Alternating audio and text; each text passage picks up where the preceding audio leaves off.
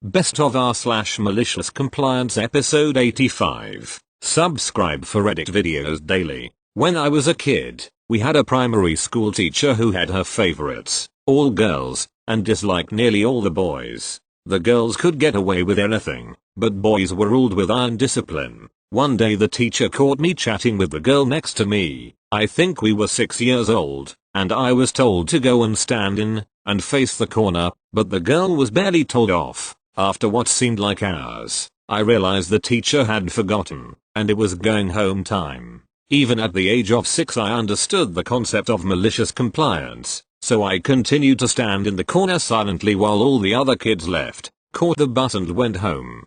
Finally the teacher realized I was still there and asked why hadn't I left. I told her she hadn't said I could leave the corner. She then had to ring my parents and explain, and my mother had to come all the way to school and collect me, and was not best pleased with the teacher. I was all innocently wounded, but inside I had tasted the true flavor of subversiveness which I still regularly enjoy to this day. Thank you. Next. This happened before I graduated college. I was working a part-time housekeeping job for a doctor's office after closing. The most annoying thing was the blatant disregard from the people who worked there. In particular, the women at the front portions of the office would throw trash everywhere and not put it in the can. Under their desk, the floor would be covered in trash, right around the trash can. And most of the time I wouldn't even have to change the garbage bag, just dump the very few pieces that managed to get in the can and then literally crawl around under the desk on my hands and knees, picking up all their shit.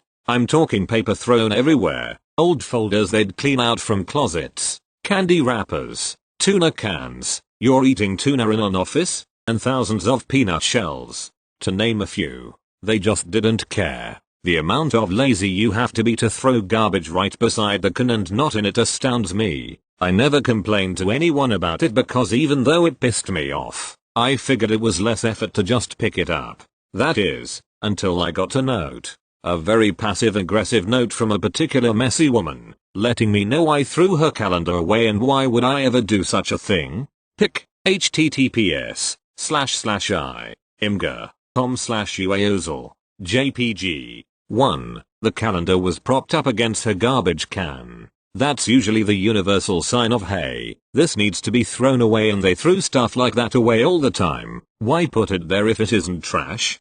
2. There's so much garbage all under your desk every single night. How am I supposed to know when something isn't trash? 3. It isn't my job to determine what is and what isn't to be thrown away. It was my bad that I threw the calendar away because I didn't pay attention to the dates or anything on it. Like I said, there's always shit everywhere, but when I got this note, I was pissed.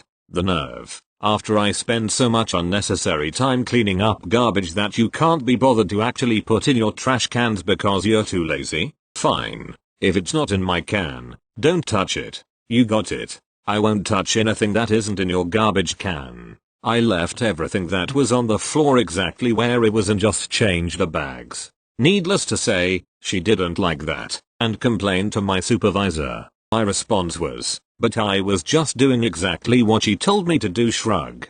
My petty ass was pleased. Edited to say, my supervisor told the office manager that if they wanted their trash taken out, then they were to put it in the trash can. Otherwise, nothing would be thrown away, with the exception of boxes labeled trash that were too big for cans. Thank you. Next. Among my siblings, I have the best English, so when my youngest brother, about 10 years younger than me, needed to write sentences for his second grade vocab homework, my mother always told me to help him come up with sentences to write. He's a smart kid and could make those sentences himself, but he's always been lazy, too. It so happens, I'm also lazy, a chronic condition I developed during puberty, incurable, so the sentences I supplied were things like, I climbed up, or the fence is white. I wanted to play video games, and my younger brother wanted to be a smartass. He kept complaining that my sentences were too boring and told our mother that I wasn't helping him with his homework, which got me in trouble. Oh, you want to write something that isn't boring? I took my little brother's favorite toy, held it hostage, and forced him to write less boring sentences. Alas, I only climbed the mountain because my older sister told me to, because I am lazy and will not do any work by myself and the fence is white. but the older parts of the fence are not. That is because I did not listen to my mom and paint the fence like I was supposed to, because I am very lazy. He cried all over his homework. I got in trouble with my parents. But my little brother finished his homework, and the sentences weren't boring. I am in the right. Thank you. Next. TL. Doctor at the end. Back in the early 90s, I was attending a very large university in a southwest desert state that's known for this gigantic natural wonder in the northern part of the state. I worked on campus in the campus network telecommunications department. At the time, the internet was still mostly major universities connected together with some military and government connections, like the lunar and planetary labs. The World Wide Web was not a thing yet. And if you wanted to communicate with the other two universities in this state, your network traffic ran through my university because that's how it was set up. Thus, in the network telecom department where I worked, we were tasked as the overseers of the network, and they didn't mince words. All computer networks, phone networks, etc., were in our domain. Back then, the university had several unsupervised terminal labs. 3 were 24-hour. Where students could connect to their choice of university computers based on which department they were doing work for. Popular choices were the engineering computers, Comp C Unix systems, and physics VAZen, but other departments had systems as well, and from there hop to their platform of choice. The university also had supervised PC labs for work that required Windows or Mac applications, and those were heavily regulated. I only visited them once in a blue moon because those labs were under the control of a different department. In this time period, online bulletin board systems, BBSs, multi-user chat, MuCKS, rooms and multi-user dungeons, MUDs, were the biggest things going. Notes were posted in every terminal lab and every PC lab that gaming was unacceptable use of resources and that users risked losing access if caught. Yeah, it's pretty hard to police this stuff when the terminal labs are unsupervised to begin with. Now, we in the control center had direct access to all the terminals and could remotely kick people off whatever they were doing if needed. We were empowered by the bosses that if there were complaints about people gaming in the labs, all we needed was the terminal lab location and the terminal number and we could boot the user off. Of course, the user could always just move to another terminal. But the bosses didn't seem to care that much about the details. However, not a lot of people complained, quite honestly, because why would they? The late night gamers were in the lab when nobody was really around and they didn't leave messes or anything, so who cared? Unbeknownst to most of the university population, we also had a bank of dial-up modems, at 4800 baud, for those students that like to do their schoolwork from home. This information was not widely disseminated at the time. We are still, a very large university with easily 35,000 enrolled at the time, but we only had a bank of maybe 50, if that, modems. So, when word got out about the modem bank, naturally those late night gamers began playing their MUDs from home instead of from the 24-hour labs. This quickly started escalating, as we would get phone calls at 8, 9, 10 p.m. I am getting a busy signal when dialing into the modems. Since we had to document every incoming phone call, the bosses started getting a little upset at the non-school related abuse of the modem bank. Cue malicious compliance. The bosses said, anytime you find someone playing games via the modem bank, drop their connection. The very first night after that edict, a user called to complain about the busy bank. I fired up my workstation and started checking the connections. Sure enough, I found 3 users playing MUDs almost immediately. I remotely hung up their connections on 2 because they were just sitting there doing nothing. Likely they were in mid-game and got up to do something else, like use the restroom. But the 3rd was actively moving about in the game. I watched him for a bit and realized that he was moving through a section of the MUD that was long and boring but he had memorized its path. So he had just typed NNNNN due to the modem's speed, so it would just scroll while his character moved. In other words, he was caching his moves to combat the speed of the modem. I couldn't just let that one go without some fun. I noticed that he had found a dragon and was killing it over and over again and in between killings running back to whatever location to drop off all the goodies. I waited until he was in the middle of whatever forest/maze/region he was trying to get through and I inserted a few commands to his list via the control center app. It ended up reading like this. My inserts are in bold. NNNNENNE unequip any drop all NNEN kill dragon. He never saw it coming. And he never saw the end, because when he finally realized his character was not only not pummeling the dragon but getting its ass handed to him, he tried to run. Except that I wouldn't let him. SN. Eventually I got tired of it and I kicked him off the modem bank but took over his connection to the mud and let the dragon eat him. Then I made an announcement to the general mud, as him, that I was giving up all my stuff and the first person to find it on the way to the dragon's lair could have it all. The guy did eventually log back onto the modems later in the evening, because they were busy, and found himself with absolutely no gear and no money. While he was messaging his in-game friends about how the game was screwing him over, I typed a message to his terminal directly. If you continue to use the university's modem bank to play games, this will continue to happen. He dropped his connection immediately. Pretty sure I ruined that guy's evening. By hey, the boss said no gaming via the modems. I heard word got around really quickly that someone was spying on all the modems, and lo and behold, the 24-hour terminal labs had late night gamers again. TL. Doctor, student uses modem bank to play games, gets caught and dropped with disastrous results. For him. Thank you. Next. First time posting, so take it easy on me. My best friend and I went to grade school and were in the same grade. Said friend was also a bit of a troublemaker. My mother and I lived with my aunt, her sister, and this aunt actually raised me most of my life and had custody of me. Enough background on with the tale. We get our first report cards and my buddy had mostly F's and a couple of D's. Just being funny, he says, damn it, I wanted all F's. My grades were good. We started joking about who can get the worst grades on the next report card and it turned into a competition. Next report card comes out and of course I have all F's. My mother lost her mind. She was a very hard-headed person. However, she was about to meet her match. She lays down the law that I'm grounded until my grades come back up. I of course try to explain that it was just a stupid bet and only for one report card, but she's not having any of it. So every day I'm forced to bring all of my work home and sit at the kitchen table and finish it. I was very careful to make sure to never get a right answer on anything. Next report card comes out and I get home from school with it and she's waiting with my aunt with a smug look on her face because she knows she beat me. If only I had words to describe the look on her face when she opened that report card and it was all F's. Next day she calls my teachers and asked if I've been turning in my homework. They say yes, but it's always wrong. So now she changes the rules and she has to check my homework when I'm done with it. To counter, I just started throwing it away when I got to school. Next report card comes around and it's the same thing as last time. She's going apeshit, calls teachers again and finds out I haven't turned in any homework. Now she's at her wit's end. I'm in bed that night and I hear her talking to her teacher about me on the phone.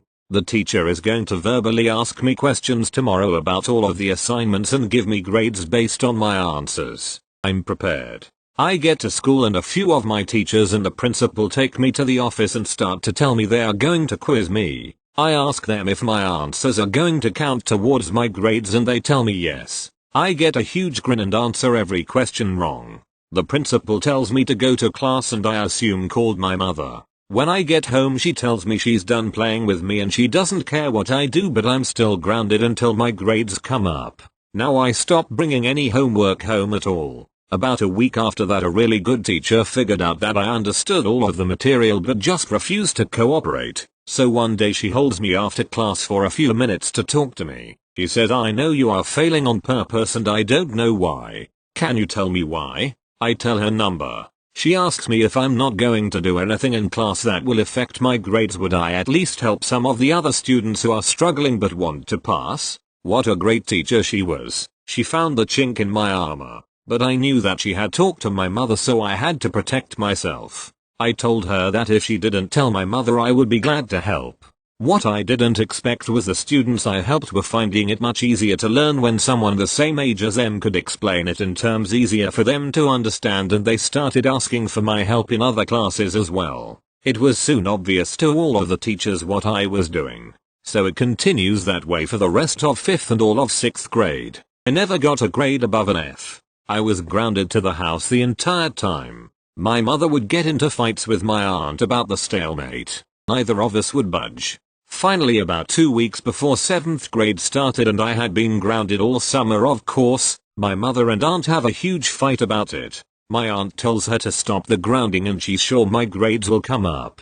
So my mother doesn't think so but doesn't see any alternative and lifts the grounding. Our wonderful freedom at last. But I wasn't done quite yet. I didn't do anything that showed I was doing my work in school. I didn't bring homework home, or if I did I would hide it and do it after she went to bed. She was so convinced I was still failing and not doing anything that she was rubbing in my aunt's face every chance she got. It was an ongoing power struggle as my aunt had actual custody of me and my mother was bitter about it. First report card day and I get home to find my mother and aunt waiting to see it. My aunt looks a little nervous and my mother of course has that smug look that I had made it my life's mission to wipe off of her face. My mother snatches the report card out of my hands and tears it open, bursting with glee about finally proving to my aunt that mother knows best. In about 30 seconds the smug look turned into pure fury as she realized that my grades didn't just come up, but I was on the straight A's honor roll. It was all my aunt could do to keep my mother physically restrained through her laughter because she was going to beat the snot out of me. Finally she calmed down and later that night I heard them talking. My mother wanted to punish me for putting her through that. My aunt told her that I gave her exactly what she wanted, and does she really want to go another round with a kid that will stay grounded for 2 years just to prove a point? Thank you. Next. TL. Doctor company still wants me to come in even though I'm really sick and I make them regret it. Hi guys. I wasn't sure where to put this but r/malicious compliance seemed to fit the most here. I'm not sure if this belongs here or pro-revenge, but I got a text out of nowhere from a government-based region that works with people who may have physical and/or mental health concerns and can't go straight into it work. The problem with me though is that if I get really stressed, I feel copious amounts of pain and can have hot and cold flashes to the point I have to sit down and focus on not vomiting right there on the spot. Now, someone who represents the person they are working with set certain dates, times, etc. They rang me up yesterday telling them that I have an appointment with them and I replied that I can't. I've been vomiting all day and can barely eat, sleep. PFFFFFT forget about it, plus they expected me to come in sick. Does Ian not mentally capable of grasping what they're saying because I'm exhausted mentally and physically? I rang up the day of when I was supposed to be there. I rang at 8:30 and my appointment was 9 o'clock. But they had the gall to tell me there's no excuse not coming up unless you're in a hospital. I told my mother what they said the night before and she was just as angry but sighed and said bring a bucket if you have to so they know it's legit. I shook my head and have a smirk. I had my own idea. Want me to come in sick? Sure thing, Mr. Executive Guy. WHO does nothing. If I'm sick, then I'm sick and I'll redecorate their entrance. I'm really petty but I was beyond livid and went without a bucket. Apparently my face was so white I looked dead. I'm a ginger, and I was shaking profusely. Before the receptionist could say anything, I vomited with every ounce I could force, as much with an oomp. The staff were clearly frazzled because they didn't have a bathroom and had to beg others for toilet paper. To make matters worse/better, depending how you see it, I yelled I didn't have any carrots. In my best fat bastard impression, old Scotsman the Austin Powers movies. There was a mass text to everyone with that group that if you seem reasonable sick, please stay home and don't get any backdated certificates and to give us at least 15 before appointments. I think they got the memo after all of them had to clean it up because the texts were sent the same day. TL. Doctor company still wants me to come in even though I'm really sick and I make them regret it. Thank you. Next. Family member recently was in a parking lot accident. Supposedly fam was backing out. Other driver got impatient and tried getting around them, and fam backed into them. No injuries, but some bent sheet metal. They exchange info. Not 20 minutes later other driver starts blowing up fam's phone trying to shake them down for $sign and saying it is fam's fault. They are suing unless fam meets them right now and pays them cash, etc. Fam doesn't have much experience with this stuff and is genuinely scared. Thankfully instead of giving in, fam has other driver call me, ring and cue ranting and raving about accident and gonna sue etc etc. I asked other driver to tell me his side of the story. According to him, it is all fam's fault. He was sitting perfectly still 50 feet back and fam backed into him burning rubber, or some such. Other driver said he don't want to involve the police, but if someone doesn't pay other driver right the hell now other driver is gonna follow the law, call the police, and sue. Follow the law you say. Why, what a great idea. Let's do that. Me. Speaking of following laws. Other driver, was the damage to your car over $1,000? Other driver, clearly rubbing mental hands together. Yeah, sure as hell was. Me. You filed a police report then? Other driver, nor hell nor like I told you I done wanna get your family in no trouble I just wanna fix my car. Me. If damages were over $1,000 then by law we have to report it. I have your info and phone number. I'll get the report set up and have fam give their statement, and they can contact you for your side. Other driver, no we ain't gotta go through all that trouble. I saw old car I bet it ain't $1,000. Me. But earlier you said. Other driver, son I know what I said but we ain't gotta get the law involved. Me. Well, I want to make sure our insurance doesn't deny your claim so I'm going to go ahead and have a report done anyway. I'll give their number. Let it click. So, I call the police non-emergency line, give fam's info and explain fam is a little shy and not used to this. Cipher friendly calls fam to get their statement. Fam gives info and other drivers contact info, DL, plate number, insurance, etc. Also describes phone incident demanding cash. Cipher friendly asks for my number and we talk. I detail above conversation. OFR friendly says he'll get back to me. About 5 minutes later, I get a call from other driver. Other driver, ZOMG I ain't gon' make no claim I ain't gonna sue just tell the cops it was Mr. AI gon IWUZNT there. Me. Other driver I can't do that. I'm not about to lie to the police. Other driver, golden motherfucker a whole click. Few days later, get a call from a buddy I know on the force. Buddy, hey, did fam get into some kinda shit with a crackhead? Me. Buddy, accident? Me. Oh. Parking lot? Yeah, made a report a few days ago. Buddy, I know. I saw. Family name, and helped out a bit. The driver didn't own the car. Owner had no idea the car was even in our city or that it had been in an accident. They thought one of their grandkids had it in their home city. Buddy called the grandkid and he said his girlfriend had borrowed the car to go see her mom in other city. Asked grandkid if he knew other driver and, that's her ex. Grandparents said okay to girlfriend driving the car back to them when I explained that otherwise I would have to impound it until someone authorized to drive it picked it up. Me. What about other driver? Buddy. Turns out he had a bench warrant out of other county, which is why he didn't really want to talk to us nice officers. He was believed to be in other state entirely. Girlfriend told us where to find him, and we picked him up. Other county is sending someone to transfer him. They move kinda slow so he's probably gonna be here another week or so if you wanna meet him. Me. No that's alright, just glad that's taken care of. TL. Doctor. Arsehole tries to shake down family member for cash after parking lot accident. Claims he will sue if we don't follow the law and also give him cash. Following the law, we make a police report. Turns out arsehole didn't own the car, didn't have permission to drive it, had a warrant out for his arrest, and was in fact arrested.